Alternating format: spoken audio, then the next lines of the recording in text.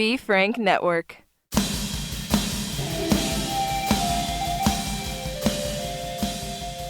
Hello and welcome to yet another episode before we change the name, the final countdown of Happy Never After or H&A Pod, whatever you want to call it. I am your host, Mara Merrick. I've been divorced a million times, been engaged a million more.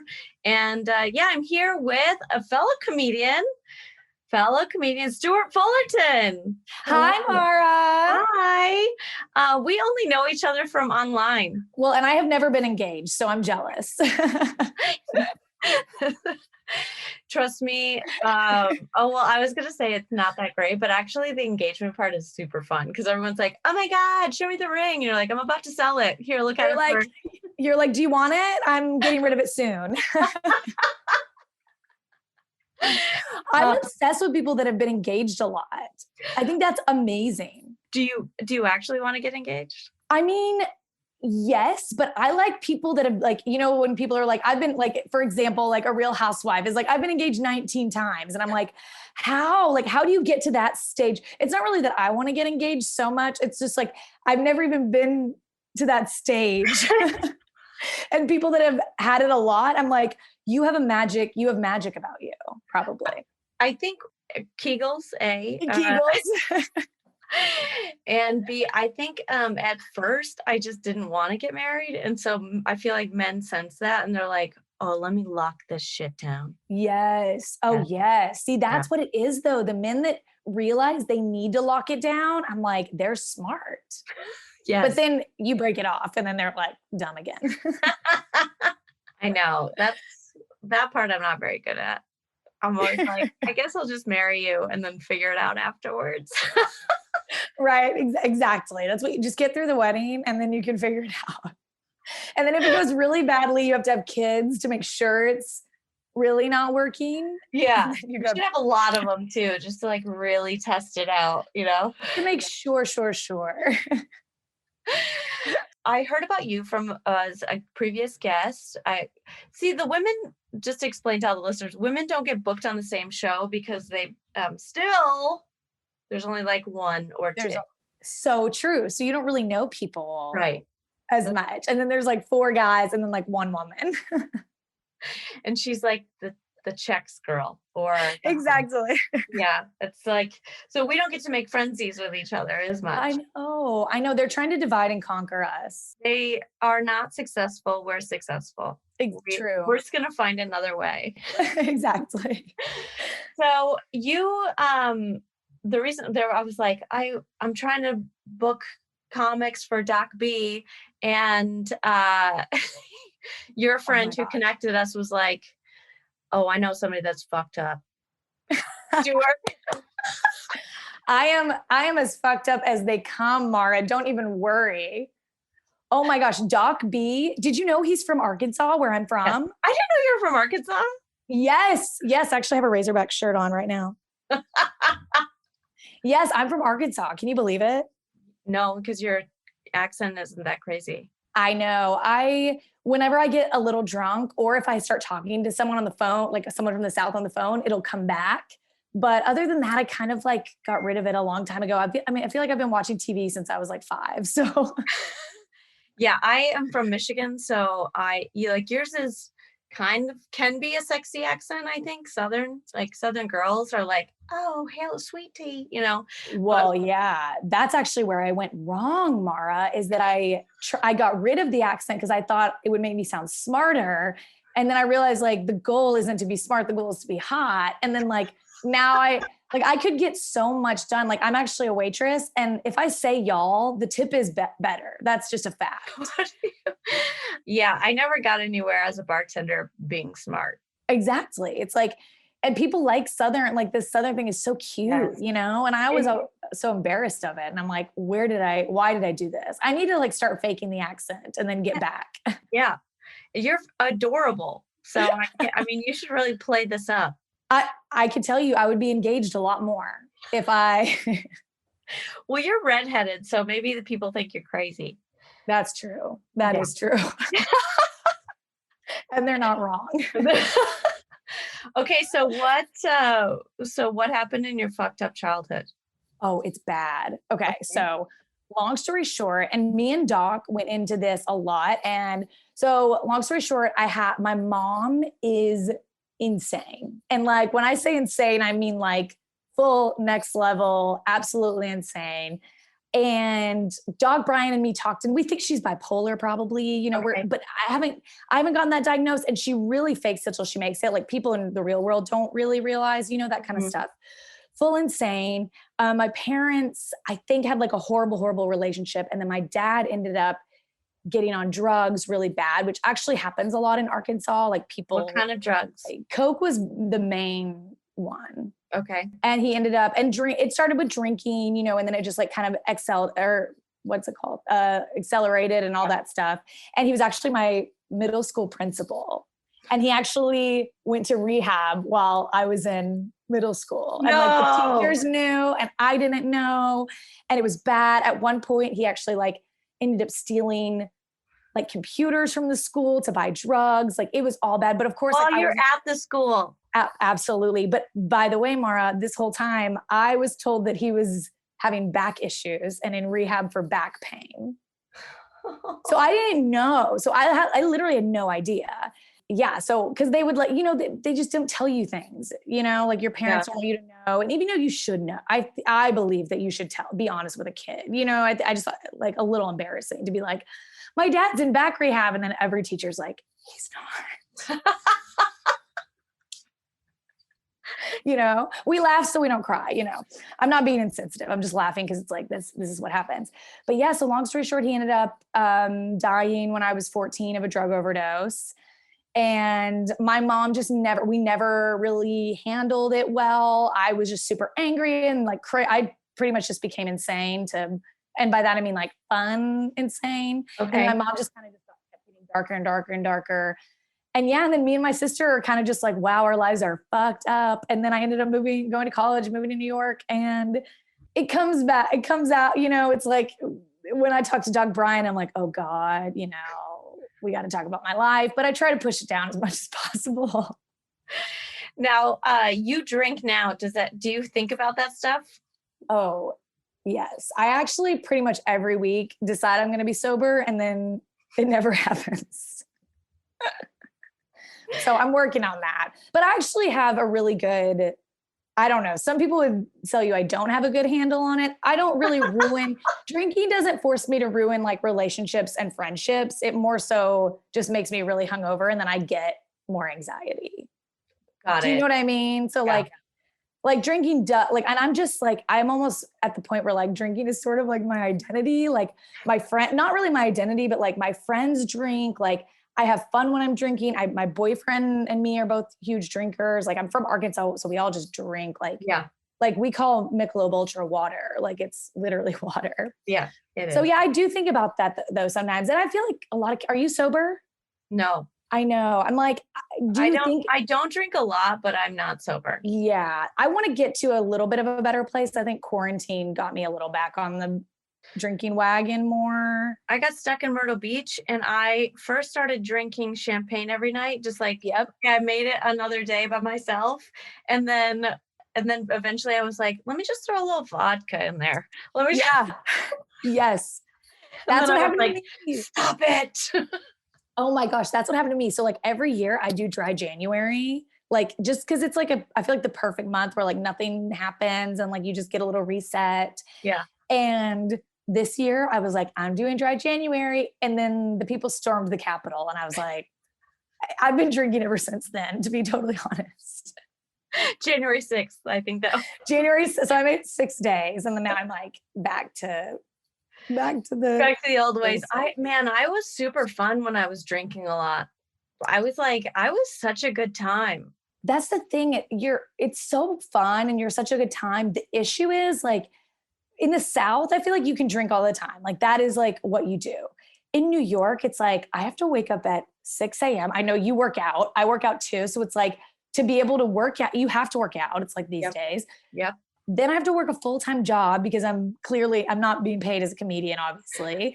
And then I stay out all night doing like spots. Like if or doing spots sometimes, you know what I mean? Like I do, I hop around. Yeah.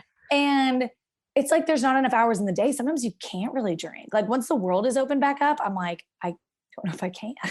Yeah, I think I used to not drink because of that, because I would feel like Yeah. shit the next day.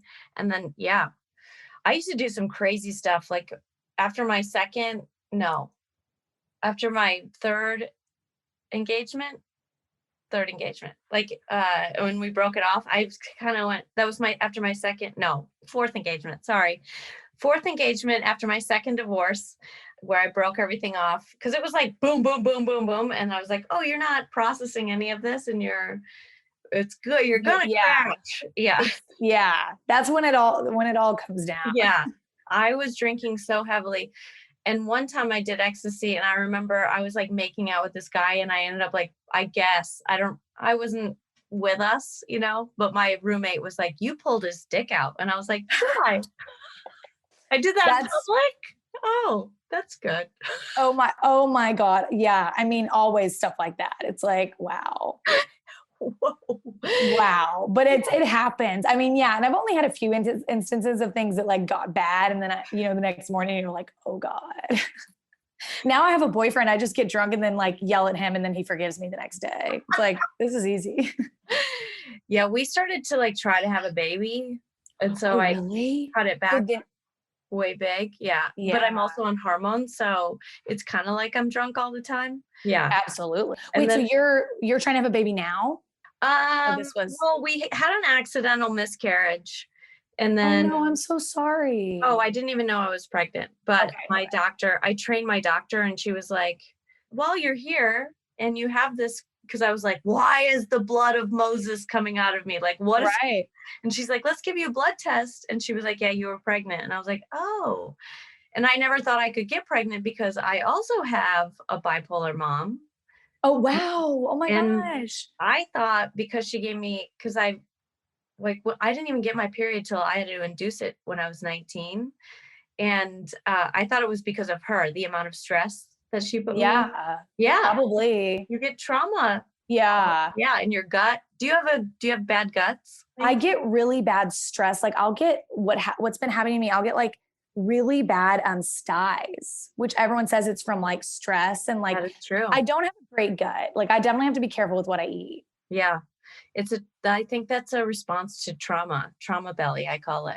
And I also heard you like have bad like this, you hold stuff like here. Most women hold things, all their stress right here, like in your, what is this called? Your sternum. Thank you. Yeah. Right. Yeah.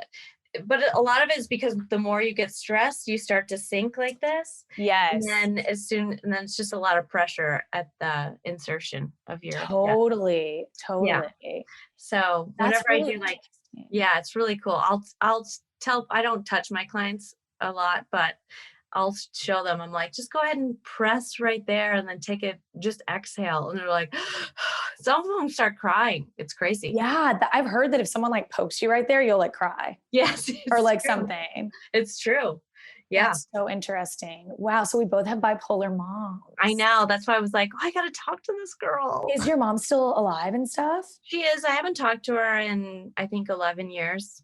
Really? Yeah. I kept saying 8 years, but I was like, I've been doing this podcast for 5 years, and I keep saying 8. So it's 8. So it's like, well, quarantine was like, what? How many years has it been? I know. It's forever. Yeah, it's been so long. So me and my sister actually recently are in the process of being like, are we going to continue the relationship with our mom? We haven't made a decision yet. Like we're still, I mean, I'm currently not speaking to her, but it hasn't been a full, like, she doesn't really know, or she might know. I don't really know. So we're in the process of like doing that, but I can't decide if it's like going to make my life easier or harder. There's moments where it's really challenging for me, like after I had the miscarriage and I was just hormonal and emotional. Yeah. And then I had like a little hiccup with my boyfriend, and I was like, this is what you need moms for. Like, I know. But the thing is, she's not that's the thing. It's like, yeah, I want like a mom that like you can call and like ask advice, but it's like, that's never even going to happen. No. So almost like being like protecting yourself in that way is almost better in the long run. Yes. Honestly, we have this conversation all the time. He's like, I really just want you to find peace and get back with your mom. And I'm like, okay, this is peace for That me. yeah, Yeah. that's what me and my sister have been discussing because I wish I was the type of person that could like not let her affect me, like be able to like, visit for Christmas and like there not be a blowout like situation. But the thing is it's like it's never going to be the way I want it to be. So Mhm. it's like almost me and my sister were kind of discussing like opening yourself back up time and time again. It's almost keeping you like down. It's like making me my teenage self. When Yeah. it's like the peace really is me realizing like this is never going to be what it is. We need to like call it. And like Yeah. she's made the decisions she's made. And like, I don't know if you feel this, but I feel a lot of guilt. Well, did you grow up like Christian or something? Yeah. Yeah. Yes. And I mean more, yeah, I grew up super Christian, obviously. Like Okay. obviously I was like, this seems dumb, but had to go to church all the time. But I mean more so like guilt about my mom. It's because like she doesn't have friends or like her family doesn't speak to her. Like my grandma and like her brothers don't speak to her. Yeah. Neither And do my aunt and uncles. yeah, which of Yeah. course is so validating. I'm like, I hee know. hee. But awful as well. And then it's like a part of me feels so sad because like she'll never realize why she sits at home like has no one. And I'm like, that makes me so guilty. But then it's like I can't help her there. You know what I mean? Yeah, and we are all responsible for our own actions and where we are in life.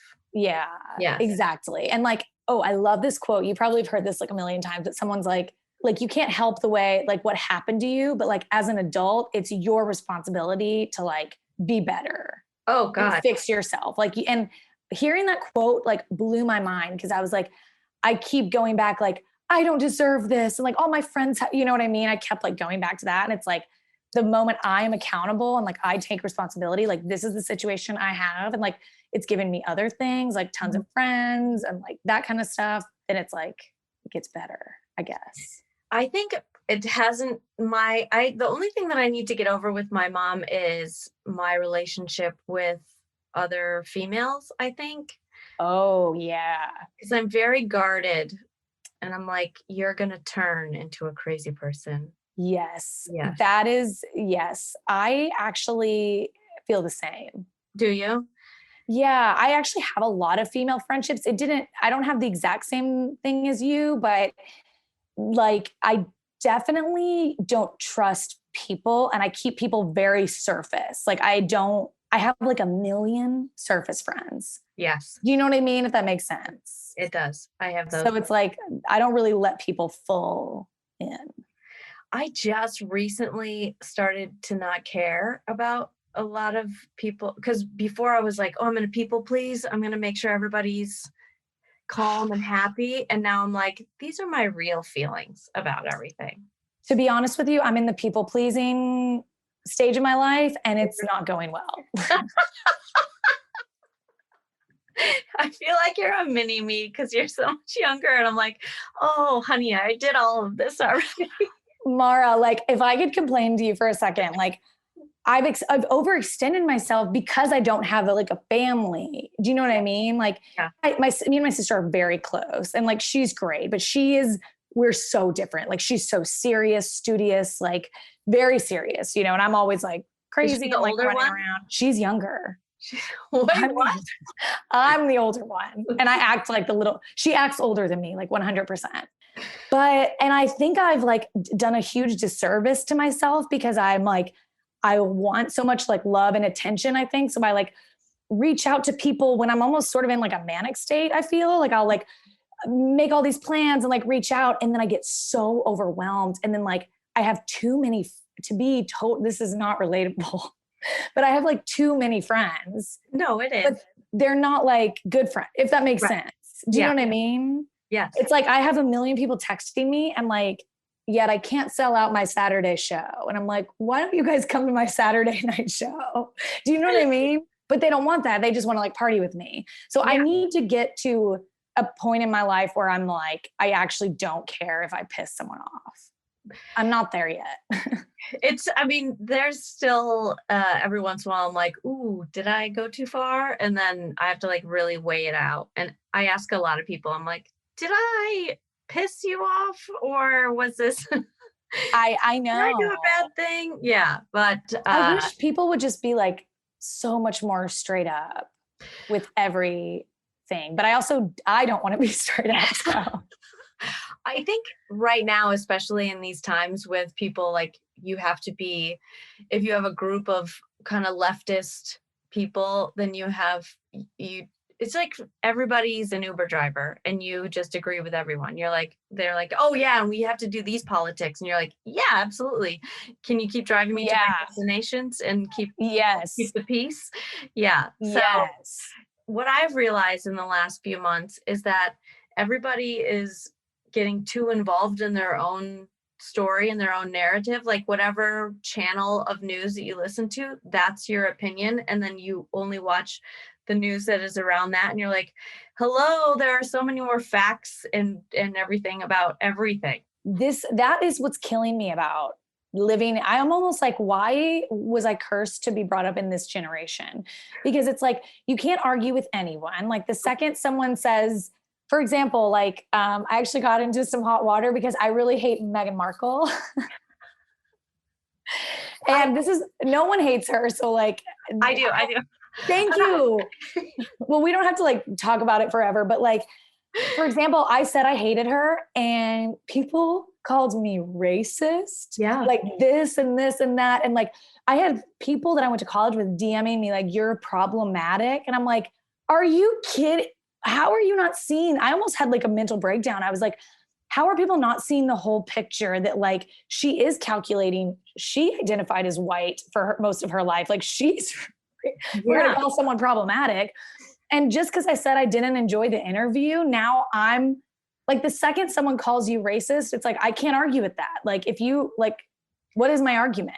Then I just sound more racist. It's like, that's horrible. And the same thing like with COVID, like has been a lot. I feel as if something like we really don't know all the facts about it. We never have. And not that I'm like some Republican saying that we shouldn't wear masks or anything, but it's like, did we take certain things too far? And like, what's happened? And then the second someone says, oh, my grandma died of COVID, I have no argument. It's like, oh yes, you win. Yeah. Okay. Yeah, of course. Like I know. It's very black and white.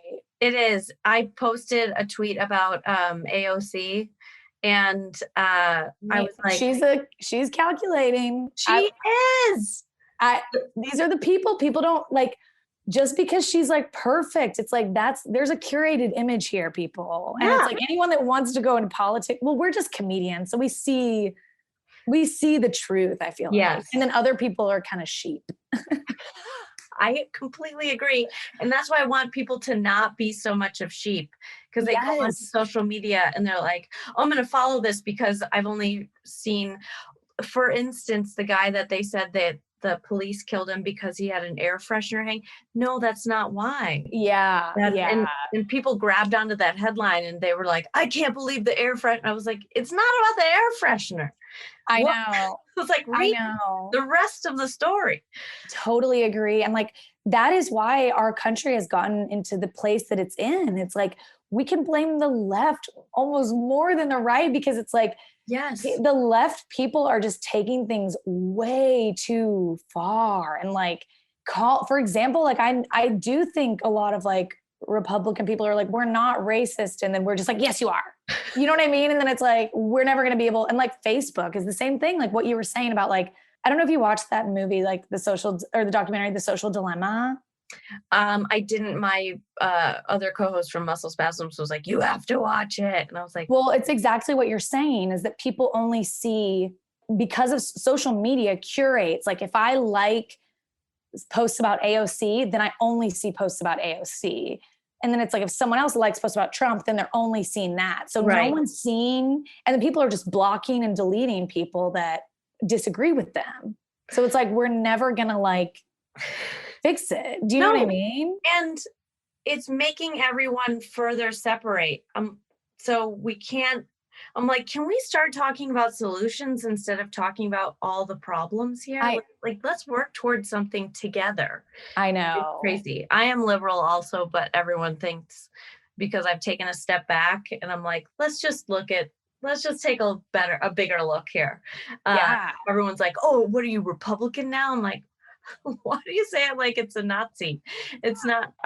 I just want good policies. That's it. I want good people doing good things. 100%. I feel people think I'm a Republican too, literally because first of all, I'm not going to like social media. Like I use my social media to be funny. Like that is why I use it. So no, I'm not going to post like a horrifying article about someone being shot by the police unfairly. Like that's not what I use my social media for. And it's like people, I feel like notice that I like, do you ever feel like I feel guilty for not posting because so many people do. And then it's like, but it's like, it's just a post. It doesn't do anything. Do you know what I mean? It doesn't really do a lot. I mean, I remember back when, was it Twitter that came out, and then a country that starts with an E. We sound like two chirpy girls. I'm like, and then there was like a country it starts with like an E. It's like Ethiopia. Egypt. Wait, that's like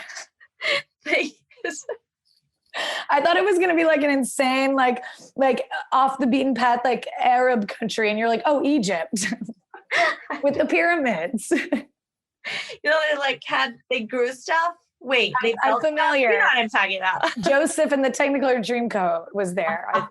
Yes. Yeah. Big on Twitter. But they use social media to do that revolution, and they used it for positive. Like they stopped beating women with it. They had this whole big overthrow of government, and that was positive. Now, I was like, okay, there's that one good argument for social media, and then the rest has been shit fire. You know, like the rest has been shit fire. But I do, and I'm not really smart enough to discuss this kind of stuff. So like, cut me off if I sound dumb. But it's like I do feel like America is so like our like rise and fall. Like we're obsessed with like the rise and the fall, like. And the capitalism stuff like involved with the social media, I think we're never gonna be able to do like something like Egypt did. Yeah, I think people are too selfish in America. Like, it's everyone for themselves. Like I'm hardworking, I do this, and then it's like, yeah, that's what it is. It's just all of us screaming out into the void, and it's not us like discussing things together. Yes, and I mean. That's what we need to do. Have you ever gone, this is one of my favorite things to do, go on a Facebook podcast group, like a super basic girl podcast, and then find their Facebook group and then read the comments. And it's just like, oh my God, like no one agrees on anything. It's like, people don't even agree on like I saw one long conversation. All these women were like arguing over like Khloe Kardashian's long nails. No. And like people are saying like her nails are insane. Like, how do you even take care of a kid? And then someone else was saying like, don't shame her parenting. And then someone else was like, how does she wipe with her nails? Like there must be like feces in her nails. And then someone else was like, you girls are nasty. Like, and it was just this horrifying fight. And I was like, do we realize we're discussing Khloe Kardashian's nails, right? Like, do we realize?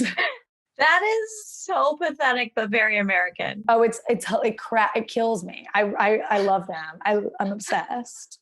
But yeah, so American. It's like we're just like screaming at each other in a void. I watched a TikTok of a girl. She obviously goes out in the sun a lot. Italian girl she had one swimsuit on, and then she wore a different one for this one TikTok, and you could see her tan line, which was crazy. She was so white, and then she got very tan. And then, oh wow. And there were people fighting in her comments, like 36,000 comments, that she is appropriating Black culture and that she was trying to be Black. She was dancing to the whitest song I've ever heard. I was like, why are people... She's just doing a TikTok. I know everything is triggering. Everything is offensive. Nothing is sacred. Like everything. Oh yeah. The TikTok comments are actually they're actually better than the Facebook. They'll fight about anything. Like I actually did a TikTok where, okay, it's a long story, but I was in college and I was in a production of Peter Pan, LOL, like so embarrassing. Long story short, no, I wasn't even Peter Pan. I was like an ensemble member. But long story short, like when you do a community theater production of Peter Pan, obviously things go wrong and they like flew us. Like, anyways, long story short, I have like this horrifying video of me like getting drug, and like I'll send it to you like after this. Like it's horrible, but it went viral on TikTok because it's so insane. Yeah. And I made the caption, I can't feel my legs. I still can't feel my legs because it looks like I got like beat up. People commented, this is triggering to paralyzed people. The fact that you can still walk and you said that you can't feel your legs. And I was like, I can't feel my leg. Like I wasn't even going there. Like, why are people going there? Like, this is triggering. It almost makes you not even want to get famous. I know. I just want to I want to put my funny. So what's his name that fucked his 14-year-old daughter with Woody Allen? Mm-hmm. Poor Woody Harrelson. You know, everybody is always like, like, is it Woody Harrelson or Woody Allen? Woody Harrelson? Woody Harrelson has trauma, I think. Oh, I need to Google it, but I'm pretty sure his like dad was a serial killer. It's like crazy. Oh, I've heard it's like some like thing I've heard. Yeah. Let's Google it while we're doing. Yeah, let's Google it. Yeah. Here, I can Google it on my little computer right up here. I'm pretty sure dad serial killer. Okay, while you're looking that up, I want to say something else. Yes, his dad was arrested for murder. What? Yes, outside of San Antonio, Texas. How old was he? Was it before or after White Men Can't Jump? Wow, that's what we really need to know. He killed a judge. Whoa. Yeah, who was charged with the murder after evidence revealed that a drug kingpin, Jimmy Chagra, was about to come up, and then he I guess he like kills people for mob people sort of thing. And he was in Kingpin. Wow. There we go. So not Woody Harrelson, the trauma survivor, but Woody Allen. He creates content, movies, everything, puts it out, never reads a review, never reads a comment, he's like, I put it out and it's done. That's my closure. And he's like, and I'm like, that's such a better way. That's what you have to do. And you know, the truth is you can't even read the good ones. No. And that is true. Like you cannot, because then you get this inflated sense of ego, and then the bad ones hurt even more. Yeah. It's like what our moms did to us. You can't give any of it power. It all has to come from within. Exactly. Yeah. Bringing it back to the moms, that's such a good point. It's like the second I have like a fun, like me and my mom get like drinks over Christmas and like it is fun at once, then it just makes the bad times so much worse. Yes. I remember my mom one time, I was working out somewhere in Texas and Port Arthur, Texas. And my mom apologized to me over the phone for everything that she's done. And I was in the parking lot and I fell down to my knees and started bawling hysterically. And then the next week she was over pounding on my door, screaming at me. It's like, open the fucking door. I'm like, there she is again. There she is. Oh my God. I mean, it always shows up. That's the thing. It's like, it's you can't let it back in. And which is so sad, but we need to normalize that. I also think, because there's people that are like that. Like, it's crazy. A lot of people. Yeah. A lot of people that are having a problem getting through life because of their mental issues. Yeah. And it's gotten like bad. And I feel like I'm happy that our generation at least can speak on it. Mm-hmm. However, we're also triggered by everything. So, well, there's the good and the bad. Like Woody Allen fucked his 14-year-old daughter, but he did have that one good quote, But he had a great quote. Here's the other thing. It's like, what happened to him? It's like, and that's how I feel about my mom too. It's like, wow, like who knows what happened to you, but that's also not my business. It's also, go back to what you said earlier, what happened to you as a child yes, that sucks, but you're in charge of what happens to you. You're Yeah, is your future. Yeah. 100%. 100%. So do you want some more celebrity gossip? Some celeb goss? Yes. Guess Yeah, who I love celeb goss is my life. Guess who Louis is dating? Fiona Apple. Who? Turns out Fiona, chuckle fucker. She used to date Brian Callen. Do you know?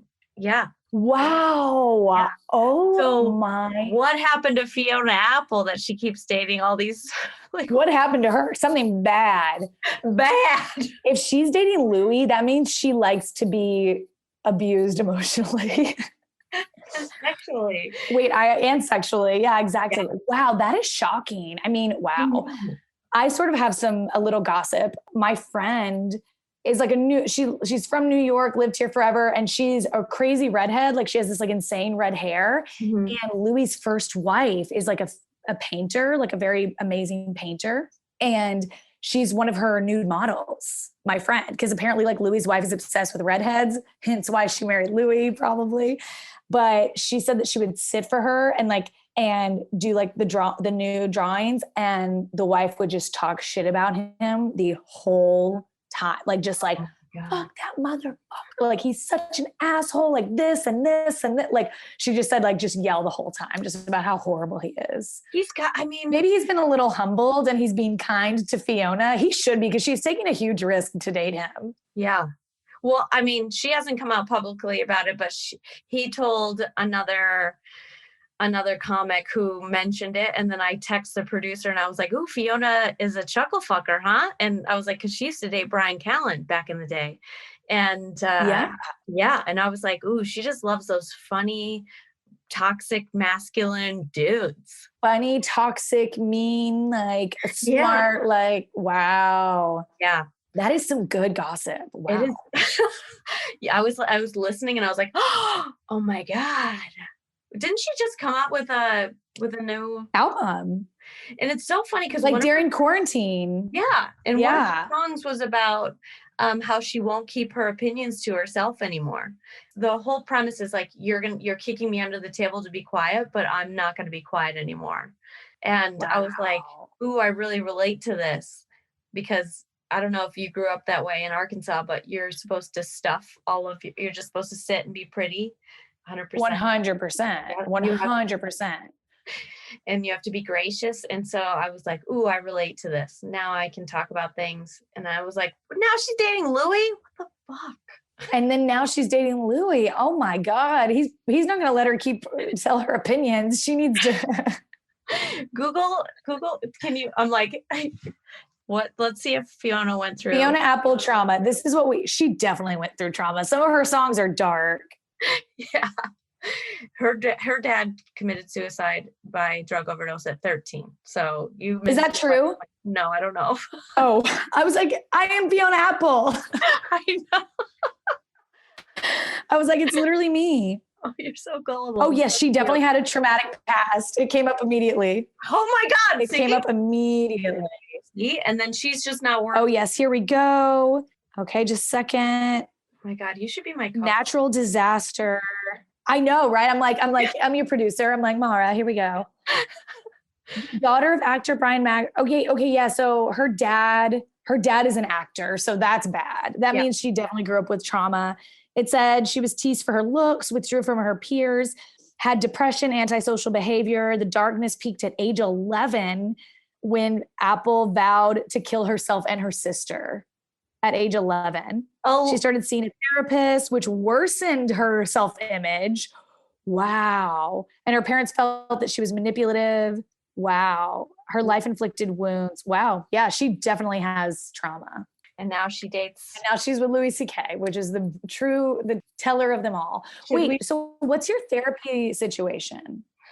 I went for a long time, and then I'm not very good at sticking with a therapist because I always find fault in them. Oh, like, Laura, I was about to tell you, like, if you were going to tell me, like, get in therapy now, I was going to be like, respectfully, like, it hasn't been working out. No. And I'm like, I don't know what to do, because it's like, I do think therapy is such a good thing and I preach it to other people, but it's like, either I can't find a therapist I like, or like they don't really get me. The other problem is I lie to them because I can't, do you know what I mean? Like, I don't lie, but I'm just like, everything's fine. Cause that's what I'm you minimize. Yeah. Yeah, I minimize. And then they're kind of like, so what's the situation? I went to, my last husband was not a US citizen, so I had to go to like a counseling session before our meeting. Oh, for him yeah, to get, yeah. yeah. And the counselor halfway through goes, "You need therapy." I was like,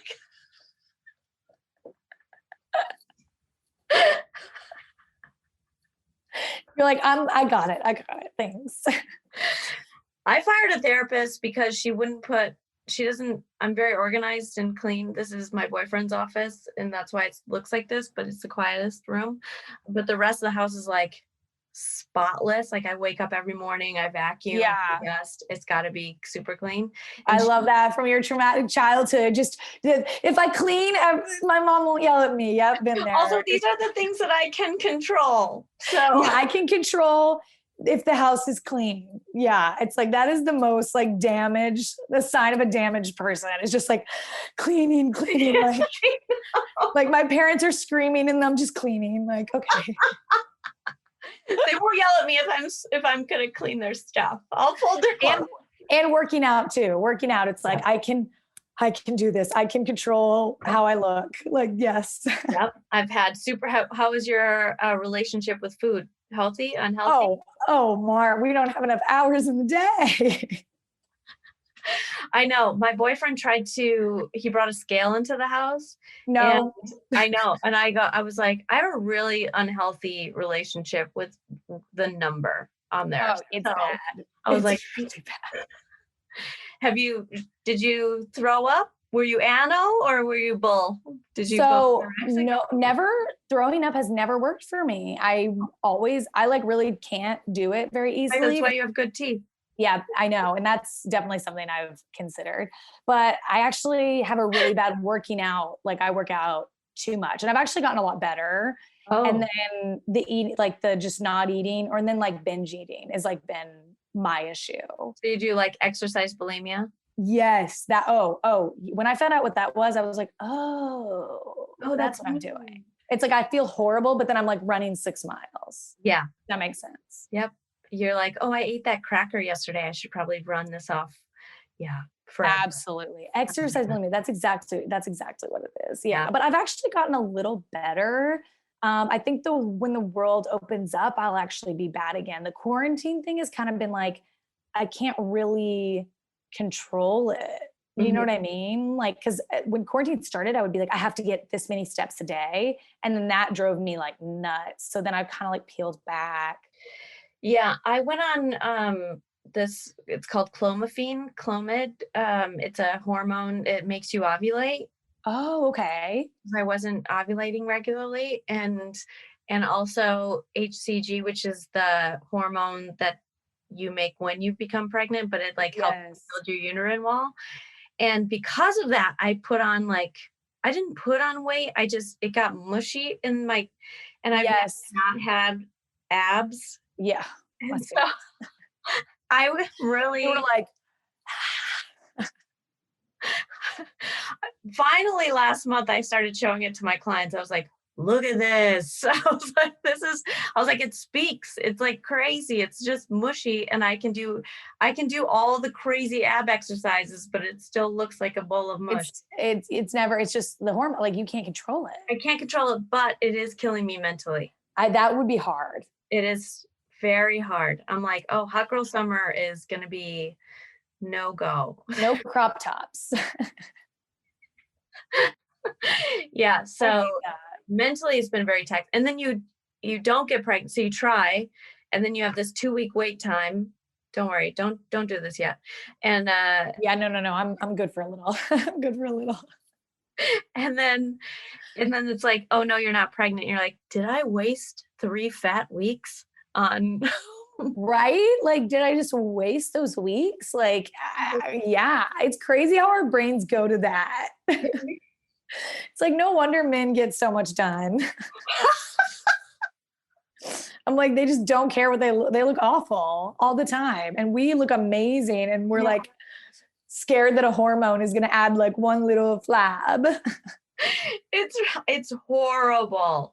We have to look good if we have a corporate job, we have to look good. Where do you work? Do you have to dress nice where you work? So no, I've actually had a crazy job. I have a really crazy job situation pretty much because I hate any job that's not what I actually want to do, which is like comedy and talking and stuff.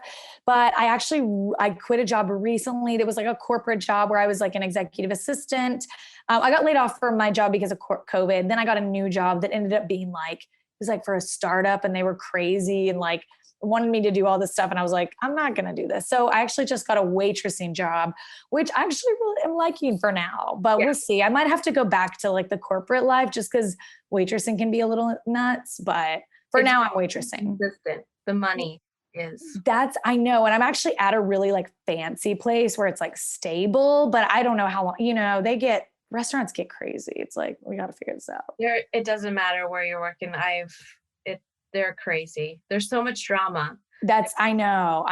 Always so much drama. And I mean, that's kind of the truth of it is like, I'm definitely someone that's like, a new job will make me happy. And it's like, it's never gonna do that. You just have to like, you know what I mean? It's that's definitely an issue I have. Like, I'm always talking shit about my job. And it's like, it's a job. Like, you're not supposed to love it. I finally got to the place where I was bartending at all the super fancy, like hottest clubs ever. Oh, okay. I'm going to say hot people are so much more fun to work with because they're so cunty. And if you can just like sit back and be like, oh, they're cunty, that's hilarious, instead of taking it personally, it's so fun. Which is actually why I love working in restaurants as opposed to like corporate America, because like the restaurant people are so rude, but then you can just be rude back. Like you can just be like, okay, got it. Like you're insane. And we both work at a restaurant. So like, do you know what I mean? But in corporate America, I feel like they're so cryptic and like the way they speak, like it's very like, oh, like they'll just put a meeting on your calendar and you'll be like, am I fired? You know what I mean? Like I almost prefer the restaurant life because it's like, they're cunty, but you can just, you can be a cunty back. Yes. And like or you can be like, they're dumb. Passive aggressive. Exactly. It's aggressive versus passive aggressive. And I'm like, I think I'm ready for aggressive. When I bartended, I was so aggressive. I would just look at, cause the bar would be packed and I'd go, what do you want? And they would tell me. And if they weren't like saying words, I was like, move next. What do you? Yeah. And one lady, like I remember on New Year's, I had my hand here, like putting a glass down, and she touched my hand, and I was like, security out. I was like, do not fucking touch me. And then I love that. It was so fun. I was so fast. But then my one good friend, who I love her so much, she's so funny. She could not make a drink to save her life, but she was so fucking hot, and she would just hand people like sludge. Just like, yes. And she's like, that's $22. And they would just hand her a 50 and be like, you can keep the change. Yep. Like, oh God, I love this so much. Dude, that's so funny. My friend who actually got me the job at the restaurant I'm at now, like, I'm still new there, and they're making me do like a runner shift where I like have to run plates and stuff. And I'm like, oh, I'm so nervous for the runner shift. Like I hate, like I'm going to drop something, I'm like always like, And my friend who got me the job is gorgeous, like undeniable, like people like gorgeous. She's like, oh my gosh, the runner shift's so easy. They carried everything for you. Like, and I'm like, Keely, that's you. Like, they're not going to do that for me. Like these hardworking Mexicans are not going to do that for me. Like, it's because you're beautiful. Like, first of all, you're beautiful. No, but that's the thing. It's like, I know I am, but it's like when people it's that difference between like the sludge, the girl that can give someone sludge. It's like, it's almost not even looks. It's like something ethereal, like. Yeah. And I know that I feel like I look average. I think you have the ethereal though, with all these engagements. I do have a very like weird sexuality, like feeling that I think it's my proportions because I have big tits and a big ass. Your body is amazing. When Doc Bryan was like, when we were like talking about the Doc Bryan stuff, I was like, oh my gosh, this girl's bod is insane.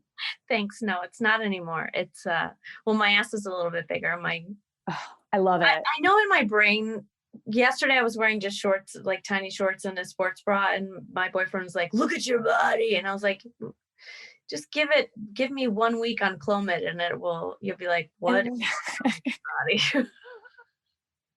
but that's not what you post. So all I see is perfection. No fucking way. I actually took a month off of social media. I shut it down. Oh, did you really? I did, yeah. How did that go? Really freeing, I have to say. I think I need to do that. But sometimes social media is like the only thing that brings me joy.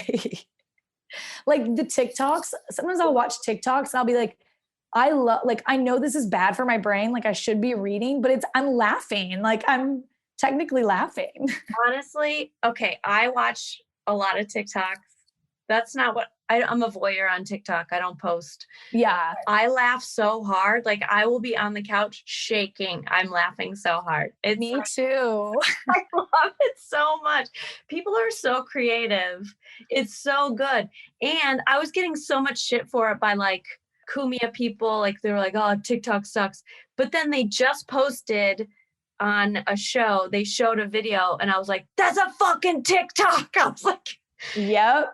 I was like, now you guys are laughing at it? Now you guys are laughing. I've been here this whole time. Yeah. Fuck you. Yeah. The trauma on TikTok kills me. Like it's so relatable. Like when people make it funny, like I'm just like, it's so good. I got onto like some weird side. I'm like, I should move my phone away from us talking. Because I know. TikTok does listen to everything that you say, and then it sends you into weird TikToks. I know. And I'm very careful about like how long I'll watch it. Like if it's something I don't want to see, I'll like swipe up. Me too. Yeah. I'll go back and I'll like ones that are funny just so I stay on the funny side. That's what I'll do too. But then the other day I saw this like manifestation one or something. And I was like, ooh, I want to send that to my friend. No way of finding it. I had no idea how to find it. Cause it's like all of mine were funny now. Cause like when I first got on TikTok, it was like cats. What is this manifestation thing that you're talking about? I don't even know. I haven't even been able to find it, but it was like a girl saying like manifestation tips. Oh, but my TikTok is curated for only funny now because I tried to get rid of all of like the self-help ones. Yeah. And now I can't find the manifestation one. And I'm like, no. There's a guy that has passed on since for a while, but Dr. Wayne Dyer. Have you ever heard his I feel like I've heard that name. Yeah, he was big in the he's got guided meditations that are all about manifesting, but you have to definitely be alone when you do it because you're like, oh, and you have to like repeat after it. Oh my God, I want to do it. Do it. It's so good. I'll post it on social media. I'll post it on what it is. Yes, everyone. I want to see your video too. Oh, I'm going to send it to you. It's so, you're going to be like, what the fuck? Like, it's hilarious though. I feel like we should work together. Yes, Mara, let's work together. I never met you before this. And I'm like, I feel like we're related. I feel like we're the same person. It's like crazy. I know. I'm so happy. How do you know Maddie? Just through comedy and just through comedy. Andrew and I used to do their show at the Lantern. And then he told me, he was like, I have a new girlfriend. And then I used to work at Stand Up New York a lot. Yeah. And she hosted there a lot. Yeah. So good. And then the same thing happened with us. We're like, are we the same? Like the same? Oh, she's such a good friend. Like me and her have like, we both have trauma, we're just like, we just get drunk, we talk about our moms and like, it's just like so helpful in the city, especially to have like a comedy friend. Cause it's hard to make like, cause comedians can be fucking weird. Yes. I don't have to tell you. They're ruthless. They're leeches that will like either they're a really good person and they'll help everyone, or they're just looking for everyone to get them ahead. I know, but sometimes I'm like, the evil people almost get further ahead. Yes, they do. I'm like, I kind of need to be evil. I think you thinking you're being evil is actually, I think you just don't think that you deserve as much as you actually do. Oh, Doc Brian said that and it hurt me then and it hurts me again now. Like, he's like, you will never have success because you are in your own way. And I'm like, no, Doc, please. Well, I'm not saying that. I'm saying No, that. no, no. Yeah, no.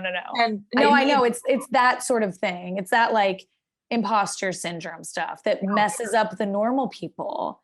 And then the people that don't have that do get further ahead because they don't have like mental blocks. Derek Humphrey was on a couple weeks ago and he was talking. He's my favorite. See, I feel like you're my big sister. Like, I want him to be my dad. Oh, him and I are best friends. I'm like obsessed with Derek Humphrey. Absolutely obsessed. He's so funny. He was just in Vulture magazine. Wait, I actually saw that, but I kind of I never know if people are joking. Like, I thought maybe I think it was a parody. I haven't read it yet, but it was a parody article about how he was the only comedian that stayed in New York. But he was talking about because his dad passed away. Mm-hmm. Also, oh yeah, he is your big brother. And he was like, yeah, my mom is remarried and he's very loving with me, but I don't want to ask him dad things because he already has his own 2 kids. And I was like, Derek, you do deserve love. Like you can ask, ask these little things, and I'm positive that he'd be excited that you wanted him to be that role in your life. Totally, but it's like there's that like that thing that's like you can't. I know, because our moms specifically were like, oh, I had you and I'm supposed to love you unconditionally and give you all that love, but I'm not gonna give you any of it. Yes, exactly. Forever. Yes. Exactly. Did Doc Bryan tell you to read that book, Mothers Who Can't Love? No. Okay, you have to get it. It's really good. Mothers Who Can't Love. That's what it's called. It definitely feels aggressive. Like when it showed up, like when I read it on the train, I'm like, people are like, oh my God. It's like Mothers Who Can't Love. It's like, but it's really interesting. And not all of them I should post it on Mother's Day. Like, happy Mother's Day. Just some light reading. How are you? You know, every Mother's Day I post, you know, Mommy Dearest. No. The movie, it's like the old movie. It's so Joan Crawford, okay, the famous old movie actress, was abusive to her daughter, Cindy Crawford, and like horrible. And then Cindy, I believe, wrote the movie about her life. And her mom was like very abusive. And there's the most famous scene where like she's going in the closet and she sees that like Cindy has a wire hanger. And then she's like, she flips out because like the hangers aren't supposed to be wire, and like starts throwing and like freaks out. And like Cindy's like a baby. It's very triggering. Trigger warning. But I post it every year. I'm like, this is okay. That got dark. I wish you knew the movie. It's more funny because like gay people post about it, you know, because it's like such a dramatic scene. I did this to my client. We went to her house and we were talking about, she was like, look, I go, do you have a landline? And she goes, I do have a landline. And then she showed me her phone that's in her office. And it was a phone that I had bought myself when I was little, because it was like this old antique one. Yes. I was like, oh, but my mom came in my room and ripped it out of the wall and then hit me in the back of the head with it. And then I was like, ooh, that got dark. That got I do that all the time.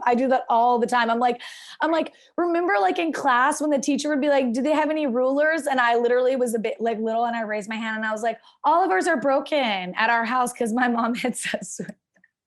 And I'll tell that story and everyone's like, we're at brunch. Like, why are you? Like, you need to calm down. I'm like, oh, no, not you guys. Okay, cool. I'm like, everyone else? They're like, no. I know. God, it's just so normal. And we're comics, so it's worse. It's worse because I'm a comedian. I'm like, you know, oh God. I know. I tried to make a joke about being abused and I was like, I got hit in the head with a ketchup bottle and I was like, I couldn't figure out where to dip my fries, in the ketchup or the blood. It looked It's so hard to joke about like abuse jokes. It makes me mad. I'm like, no. You just have to perfect it. We just have to perfect it. Yeah, but I like the ketchup joke. I know, it's a good one. I got kidnapped once, not by my mom. And I made a joke and I was like, yeah, I went down in a Mercedes and had to come back in a bus. And I was like, ew. You're like, ew. It's like dust. I was like, I know, it was really bad. I went down in a Mercedes and came back in a bus. I love it. And everyone's like, Everyone's like, are you good? It's like, no. Why would I be here if I was okay? I'm not. Okay, so we have to wrap this up, but I do want to let's do something. Yes, let's do something. Like, Yes. let's brainstorm. You're going to buy the book Mothers Who Can't Love. I'm going to get you on my podcast, which is super fun. Ooh. I can't What believe. is your podcast, speaking of? Why don't you give it a little pitch? Absolutely. So it's called Staying Humble with Stu. And I pretty much like talk shit about celebrities and like how they need to stay humble. For example, me bringing up Meghan Markle was like one that I'll like go in on her, I have a lot of strong feelings about celebrities and how insane they are. And then of course, over the quarantine, I watch way too much Bravo. So it's kind of turned into like a little bit of Bravo as well. And then I have guests on and we just like shoot the shit.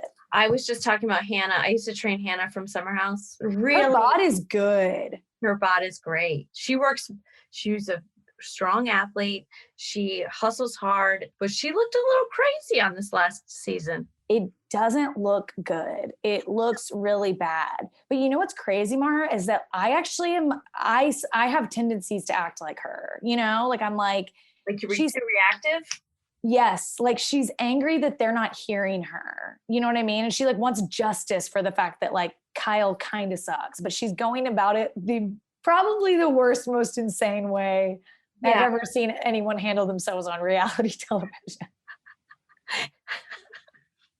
I know Lindsay wasn't good either. I just reposted her episode, everyone, if you want to listen to that. But that's when she was with Steven still. But yes, Lindsay, I really love watching Lindsay though. I feel as if she has so many redeeming qualities. Do you want me to, I'll connect you guys via email. Maybe you could have her on. I would love to. I'm like obsessed with her. Like the way her overreactions to me are just like the coolest, like the funniest things. Like when Steven was like, hold on really quick, I'm finishing up a work email. And she's like, this is how you treat me. Okay, but him saying, I'm not on a call, but make me a sandwich. Yeah, that. Ooh. Well, he doesn't want to be there either. I don't know if you watched, did you watch the finale? No, wait, it was already on? Yes. Well, I don't want to tell you, but like, he doesn't want to be in this relationship either. You know what I mean? Yeah. It's like, everyone's like, it's like, he doesn't want to be here. But they were fucking once on the show and he said, I want to put a baby in you. And that is true. I think they have a good sex life. Wait, okay. Really quick before you go, Mara, as a trainer, how do I look the way they look and continue to drink as much as I drink? How do they look so good? I mean, Adderall, but like, how else? Like, do they really work out every day? Do you think in the Summer House? Yeah. And you think they run like 5 miles probably? No, I don't think that they run a lot, but they do work out a lot. I know that Lindsay does a lot of Pilates. Lindsay's body is like insane. She's tiny, but they don't eat a lot. Yeah, that's what it is.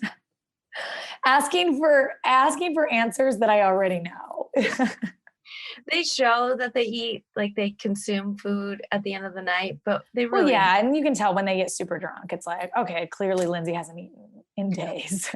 Yeah, because she's going crazy. Maybe they have a little... Also, have you ever done Adderall and then drank? Have you ever... Unfortunately, yes, I have. It does. It makes you, I mean, I was a huge fan. I've been a fan of Vanderpump Rules for years and years and years. And it's like, that was all that drama was Adderall. Like, that's what it was. Like, I had a friend who was on Flava Flav. Remember that show? Of course. New York. He was like, the producers starved us all day long, like would not bring food in. And then Adderall and alcohol. And that's why we acted so crazy. And I was like, well, you can force them to give you food. But yeah, that's... that on The Bachelor too, they definitely don't let them eat. No. Yeah. But Vanderpump Rules, they're eating now. They're all getting a little healthy. They're eating. They are definitely eating. Yeah. They are. They have their HCG pouches, their HGC pouches. They all, oh yeah, they do. Ooh, I was like, ooh, they're getting healthy. over there. Very healthy, very healthy. We're not fat shaming everyone. We're just No. noticing things. Just noticing, just pointing out the hormones. I watched something. I watched one show and I was like, ooh, maybe she watched herself like from the previous seasons. Cause let me think about who it is. That happens a lot. A lot. Also, like if I really was on TV, like I do think that would be the motivation I needed. You know what I mean? Like You're when tiny. No, I know, but like when you're like one season, like I don't know if you watch Real Housewives of Atlanta, but like they'll be like big one season and then they'll drop like crazy because it's like they're on TV. It's like once you see it, then you're like, you know what I mean? Like once I feel like, no, I don't really need to lose like tons of weight or anything, but like some people that want to, I'm like, if you were on Bravo, you'd be fine because you're just like, it's the best weight loss. I know. Or TLC. Or TLC. That's what people need. I need a little reality show episode. Okay, so you have your... Yes. I'm sorry. I keep talking. No, you're fine. That's good. You have your podcast. Where else can people find you? Podcast. So I actually have a live show in New York at the Tiny Cupboard, 9:30 p.m. on Saturday. It is indoors. So if that bothers anyone, wait till you get your vax. But of course, Mara, I would love to have you on. You're doing shows indoors and stuff, or? I just submitted all my avails for May. Oh, perfect. Yeah. Yes. Okay, great. So yeah, like Mara will be on. It's super fun. I'm actually having Hannah Berner on week of May 8th. You should have her on your show. I'm gonna leave her up and then, pretend like I haven't been talking shit about her for a year on Summer. She's really great. She's super. No, she seems super cool. And yeah, that's where people can find me. I'm on Instagram at Stewart and Chill, on TikTok at Stewart and Chill as well. Go look at my Peter Pan video, and Twitter at Stewart and Chill as well. Amazing. Yeah. I'm so proud of your branding. Oh, it was a lot of work. Some people get on there and they're like, and then I'm at Luke _ capital. And you're like, oh, I know. I hate that kind of stuff. It's like the underscores. No. And you guys can always find me at Mara Merrick. I'm back in business. I posted one thing last week. I'll probably just post one thing a week, and then please follow us at HNA Pod and wait for the magic that Stewart and I are going to make. Absolutely, we are going to make it happen, Mara. Yes, our little family. Thank you so much.